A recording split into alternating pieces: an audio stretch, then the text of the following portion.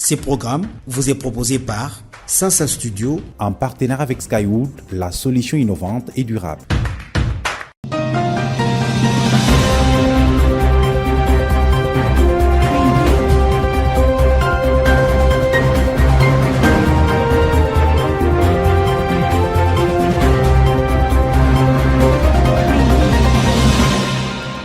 Mesdames et messieurs, très heureuse de vous retrouver dans le compte de Sasa Magazine, votre rendez-vous hebdomadaire d'information. D'abord, les sommaires.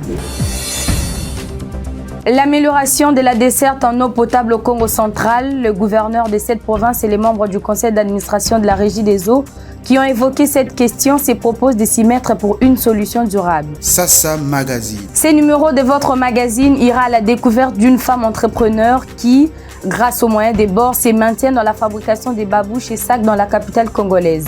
Voilà tout pour le titre de votre magazine. Amélioration de la desserte en eau potable, la question a été au centre des échanges entre le gouverneur du Congo central et une délégation de membres du conseil d'administration de la Régie des eaux en mission dans cette province. Détails dans ce reportage. La problématique de la desserte en eau potable dans certains coins de la ville portière de Matadi reste un casse-tête pour une bonne partie de la population matadienne. C'est dans ce cadre que des échanges ont eu lieu entre l'autorité des provinces, Dr Guy Bandundu-Nguidi et les membres du conseil d'administration de la Régie des eaux, conduite par Dr Jean-Simon Fouti, dans le but de soulager la population face à cette situation qui lui cause d'énormes préjudices. Le chef de la délégation a fait savoir au sortir de leur entretien que l'amélioration des conditions d'accès à une eau potable est l'une des priorités pour les conseils d'administration de cette entreprise publique. Nous avons été délégués par le conseil d'administration pour qu'on vienne faire un état des lieux et voir dans quelle mesure régler cette question-là avec l'autorité provinciale. Nous avons échangé avec cette dernière et nos échanges étaient vraiment fructueux, de telle sorte que l'autorité provinciale a pris les choses en main pour que dans les meilleurs délais, qu'ils puissent régler cette question-là. L'eau, ça fait partie des besoins sociaux de base et donc on ne peut pas s'en priver. C'est pourquoi nous avons vraiment longuement parlé pour interpeller la conscience de chacun pour que désormais cette situation soit prise au sérieux pour chacun de nous dans la façon de régler les problèmes en rapport avec les factures d'eau. En dehors de cela, il faut noter que la ville de Matadi, elle est vieille de beaucoup d'années. La production que nous avons d'eau avec les installations datent de l'époque coloniale, avec l'explosion démographique, les constructions qui pilulent ça et là. Chacun veut être branché. Le gouverneur a été suffisamment réceptif et il est même très engagé. Pour pallier à ces problèmes qui mettent au mal et fait souffrir les ménages, le gouverneur du Congo central s'est engagé à remédier à ces problèmes. La délégation était composée de l'administrateur Maître Patrick Mbouyi et du directeur régional Théodore Kabeyangando. Et puis, de nouveaux bureaux de la Direction générale de recettes provinciales sont ouverts au poste frontalier de Lufu dans la province du Congo central. Objectif, contribuer à la maximisation de recettes. Suivez. Le développement du Congo central ne pourra se faire que moyennant une perception efficace et optimale des recettes de la province. Un nouveau pas vient d'être franchi dans ce sens par l'exécutif provincial grâce à l'ouverture des nouveaux bureaux de la Direction générale des recettes du Congo central au poste frontalier de Lufu. C'est à 14h passées de 30 minutes, heure locale, que l'autorité des provinces, Dr Guy Bandundu-Nguidi, a foulé le sol du territoire des Songololo à l'occasion de la double cérémonie de l'inauguration du nouveau bâtiment qui va abriter les bureaux de la DGRKC à Lufu et la remise officielle du charroi automobile aux agents de ce poste. Ce bâtiment de l'entente des Songololo a été construit sur fonds propres de cette régie financière dans les soucis de répondre favorablement à la vision que prend le chef d'exécutif provincial, la maximisation de recettes en vue de concrétiser sa mission de développer la province, chère à Kasavubu. Le directeur général de la DGRKC, Richard Mavoka, a dans son allocution salué la bravoure, la détermination du gouverneur des provinces, défenseur de la vision du chef de l'État, pour son implication à accompagner la DGRKC dans sa mission de renflouer les caisses.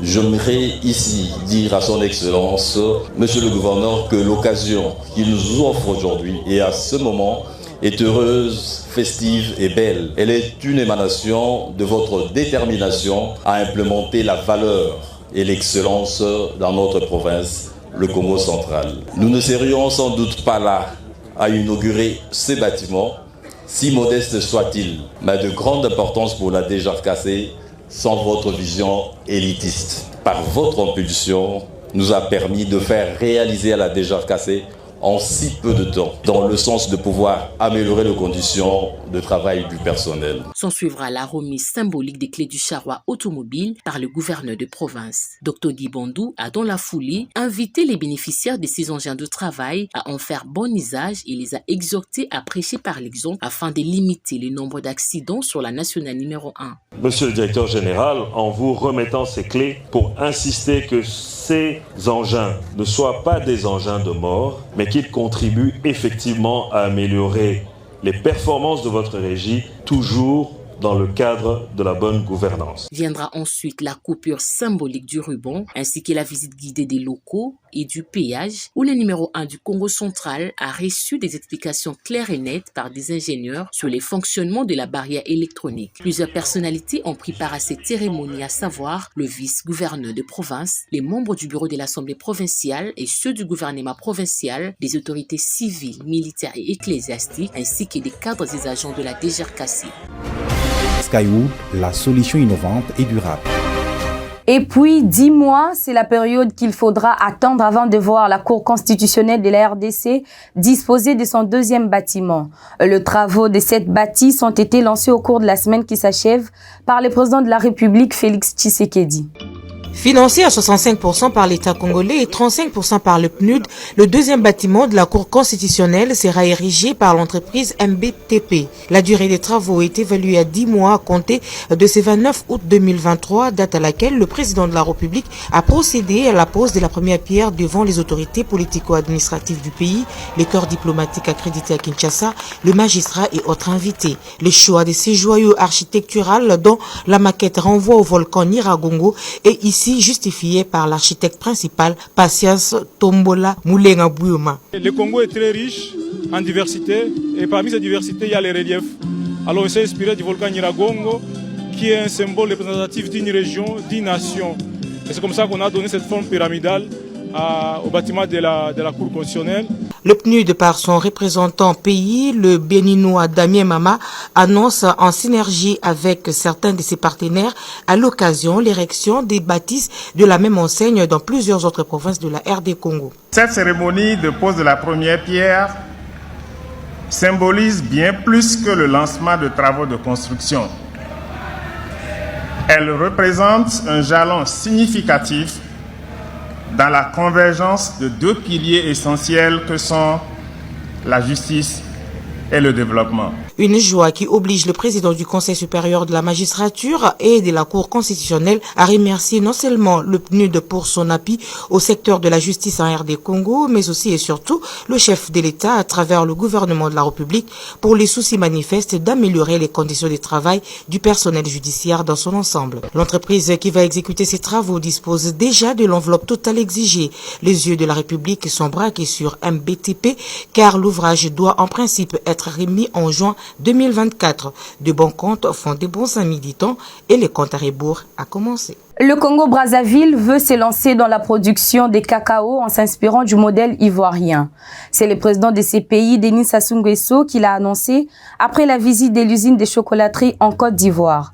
Suivez ce reportage. Cette visite guidée dans cette chocolaterie située au cœur de la zone industrielle de Yopougon a permis au président Denis Sassou Nguesso de découvrir les différentes étapes de la transformation du cacao. De la plantation au produit fini en passant par le stockage, le tri, le nettoyage des fèves, le processus du pressage, le moulage et même le conditionnement. C'est une fierté pour nous autres dirigeants africains de visiter une industrie comme celle-ci.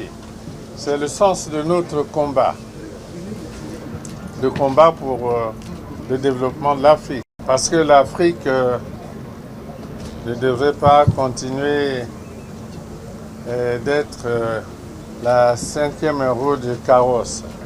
Nous serions condamnés à produire la matière première pour qu'elle soit transformée ailleurs, que la valeur ajoutée soient ailleurs et que les emplois soient ailleurs et que le chômage des jeunes soit en Afrique. Dans ces bâtiments ultramodernes de 2000 m², le beurre et la masse de cacao voyagent de cuve en cuve jusqu'à être transformés en pâte à tartiner ou en tablettes de chocolat. L'usine traite annuellement 80 000 tonnes de fèves, dont 70 000 transformées localement contre 10 000 exportées brutes. Face à cette réussite ivoirienne et dans sa vision de diversification de son économie dominée jusque-là par la production des hydrocarbures, Denis Sassou Nguesso rêve déjà d'un Congo producteur de cacao. L'Afrique va s'en inspirer, le Congo aussi. Cette visite réaffirme la ferme volonté d'agir de concert pour le renforcement de la coopération bilatérale au plan agricole entre le Congo et la Côte d'Ivoire. Skywood, la solution innovante et durable. Contribuer à l'émergence d'une nouvelle classe politique en appui à la vision du président de la République Félix Tshisekedi qui place le bien-être de l'homme au centre de son action. Voilà entre autres raisons ayant milité en faveur de l'engagement politique de l'actrice de la société civile du Kasaï central, Alexandre Tchamamamba en politique. Révélation faite à l'occasion des dépôts de sa candidature à la députation provinciale à Kananga. David Saveur-Mikobi nous en dit plus. C'est sous l'accompagnement d'un groupe de taximens motards qui se sont spontanément mobilisés que Maître Alexandre Tchamamamba a accompli cet acte. Parti du rond-point Capeluto, ce cortège s'est directement dirigé vers le bureau de réception et de traitement de candidature de la Commission électorale nationale indépendante. Ces jeunes conducteurs de taxi-moto expliquent le sens du soutien apporté à la candidature de leur père. Ça fait vraiment une grande joie qu'une jeune s'engage à défendre la cause de la province. La voyant, sa manière de prester comme avocate, nous allons la soutenir. S'adressant à eux, Maître Alexandre Tchamamamba ne s'est pas empêché de leur exprimer sa gratitude. Occasion pour cette avocate et actrice de la société civile qui a su s'imposer grâce à son dynamisme dans le monde de la culture et la promotion des droits des femmes et des enfants, de revenir sur l'essence de son engagement en politique et mobiliser pour la réélection de Félix-Antoine Tshisekedi à la magistrature suprême. Depuis que je suis né, grandi et je travaille maintenant au sein de ma province, je vois qu'il n'y a rien de marche. Alors j'ai décidé cette fois-ci, avec l'appui de mieux, et aller aussi aux élections et remporter un siège, pas pour moi, mais pour le compte de la population du Kasaï central. Fier d'avoir accompli ces gestes, Alexandre Tchamamamba, membre de Aigle du Congo pour le développement, parti cher au professeur Félicien Kalala, formation politique, membre de l'Union sacrée de la nation, compte désormais sur l'appui de la population des Kananga engagée dans le schéma du renouvellement de la classe politique en RDC. Retour à Kinshasa pour faire la découverte de cette femme entrepreneur qui confectionne des sacs en perles, sandales et babouches d'âme. Une activité qui lui permet de se maintenir grâce aux moyens des bords. Basile Mouya nous propose ses reportages. Ici, dans son atelier, nous rencontrons Anastasie Nyanga, 22 ans révolue. Elle s'adonne à la fabrication de sandales, babouches et sacs en perles. D'où lui est-elle venue cette idée et comment s'en sort-elle? Sa réponse. Naza, cordonnière, disons, ça fabrique ma papa, ma sac en perles et en panne. Bon, premièrement, c'est une amie qui m'a montré ça. Et après, je me suis intéressé. À l'instar de tout métier artisanal, des difficultés guettent quotidiennement son métier. Parce que tout ça, atelier exacté, tout ça manqué bloc au belé. Premièrement, atelier, faut une adresse fixe. Deuxièmement, matériaux, ils ont vraiment, tout ça vraiment la difficulté sur ça. L'espoir fait vivre, dit-on. Anastasie Nyanga tend la main au bienfaiteur. Ce qui vraiment basungi biso et aux ala bien et puis ba te belé ba obika na sima nango. Dans sa gypsière des perspectives d'avenir, Anastasie Nyanga envisage soutenir l'encadrement des jeunes par un métier rentable pour une autoprise en charge financière. Les meilleurs restent à venir pour cette entrepreneur ambitieuse. Merci d'avoir été des milliers à nous suivre. Restez fidèles à C-Direct et tous nos médias partenaires. L'info continue sur notre site internet www.sasastudio.net.